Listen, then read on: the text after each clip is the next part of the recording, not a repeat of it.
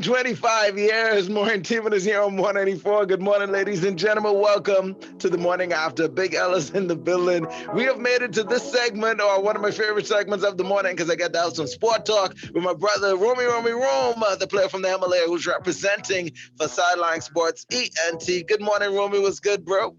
Hey, top of the morning, man. Miguel, good morning, Bahamas. This is Sideline Sports and Entertainment Bahamas. Turning stories from the sidelines and the headlines here only on 194.9 FM. Thank you, everybody, for joining us on this way back Wednesday. Got to hop into the sporting report. Miguel, we got some local news again. Actually, the Bahamas Bodybuilding and Fitness Federation, their 11-member team, which will include 7 competitors and 4 officials. They'll be representing the Bahamas at the Central American and Caribbean Bodybuilding Championships this weekend. The team includes Jimmy Norias. Of course, no surprise there. He is kind of a legend for us here in the Bahamas as far as bodybuilding.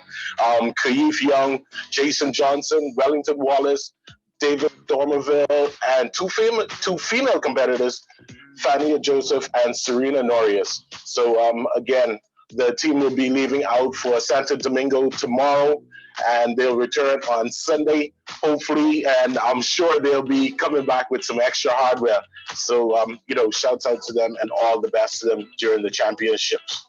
I also got some updates on some of our college student athletes.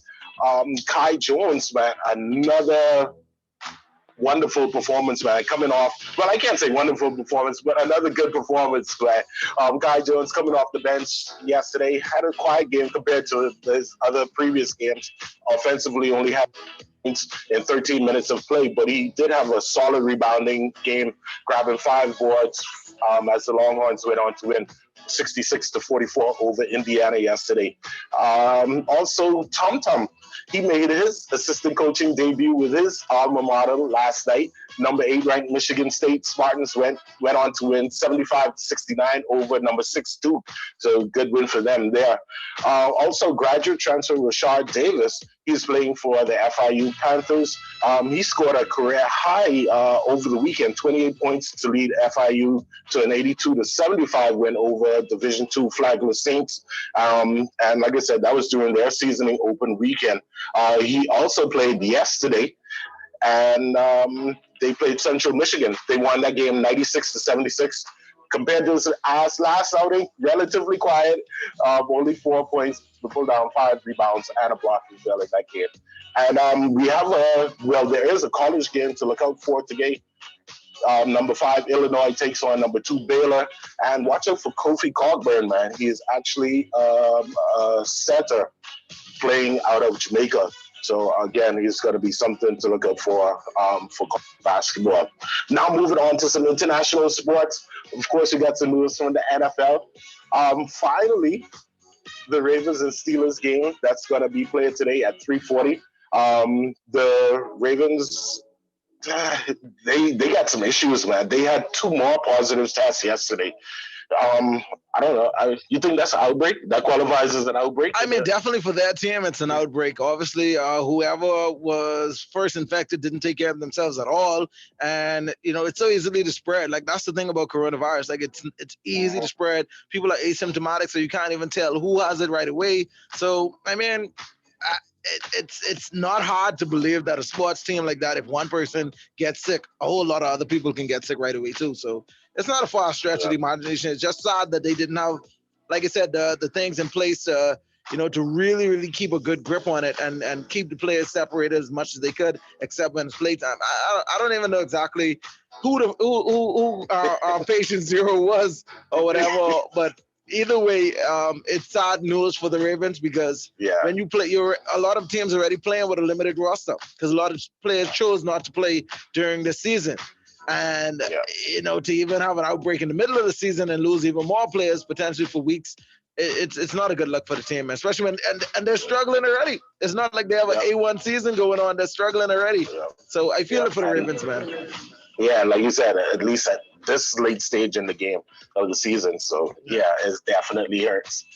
Also, Talking about some NFL news, it looks as though Philadelphia Eagles coach Doug Peterson is on the hot seat, man. He says that he has received no assurances from the front office that he'll keep his job for the remainder of the season, which leads me to speculate that he will be gone the Monday after the last game of their season. If they say, hey, he hasn't gotten any assurance, he said, that means that more likely, you're out of there. Just a couple of quick notes on the NBA. The newly acquired Dennis Schroeder from the Lakers, he says he's coming for LeBron's spot, man. He says he intends to be the starting point guard for the defending champions, man. He said he did this stuff coming off the bench 2 years in Oklahoma.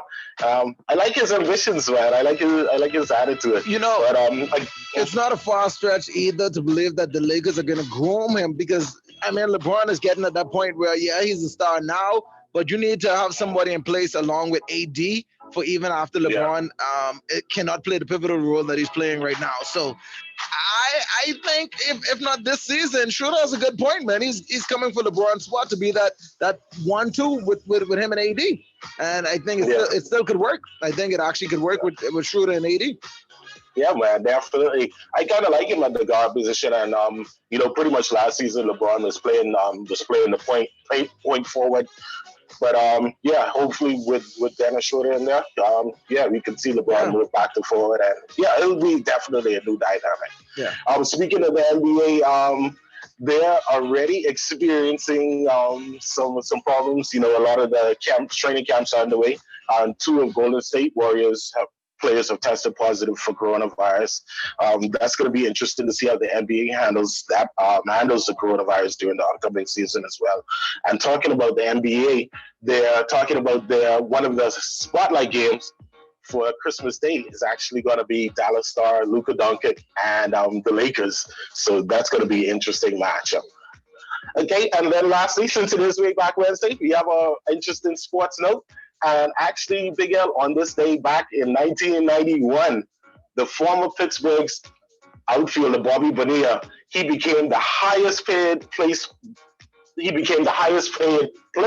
in Major League Baseball history when he recorded a $29 million 5-year deal with the Mets. Whoa. Things have definitely changed. If in 91 the highest player got a 5-year deal for $29 million, that's a joke. Players making that in 1 year now. Wow, that is wild. All right, man, thank you for that update. That's Jerome, y'all, from Sideline Sports ENT, making sure we're in the know. Ladies and gentlemen, we still got a whole lot more things coming your way, including another Christmas joint that I can't wait to blaze off. But right now, I have some so good vibes for you, man. It's the Bahamas Superstation. More Entertainment is on More 94. Good morning.